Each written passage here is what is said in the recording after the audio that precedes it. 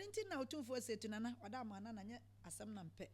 You bring them with them, don't walk me, obidum be. And we see us in Yanka Craft won't be piano. Okum come, Casaprecon, Dodora, any pabu. And I just say, be a meadow won't see an answer me as and tint and name womb. The away and yan is so many. Yes, a penny dear matimante. Yes, what a pa beton cassa. I had to say, Aqua bidia, Aqua bidia. Always said, on him side, there's one mother, also a tear for Aqua. So we answer. Akoko bi de ni ma de che na so tie free oni ni ho. Okay.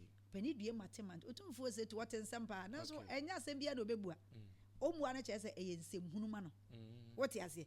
Asem bia na bebua de ase obebro. Ene nka de nche na nka onum na awai ti se jata free wa akwa kan akwa achi. Mr. Sam no doso. Ensem gu no so. Eye nsem papa. Kwan ye obefa so a enipa ma bedi ye o school fa me kwa me che scholarship. Okay. Enipa ma beko school omo ma me ni bie na nso ma dwedi bu ombeko school. Okay. Kwanye nipa nsa beko oma no wo ma omunya ya nko ombe na nso bibi nti omunya no kom sa beko oma no. Okay. E kwanye obeko akope investors aba Ghana. Okay. Brasant e kwanye obefa so a ahini e befa ne ntoma pafra.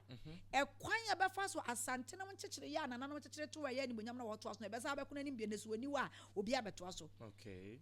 Odwuni nyansane ama edi ye die beba no onwini nsem huhu a edi animguase beka no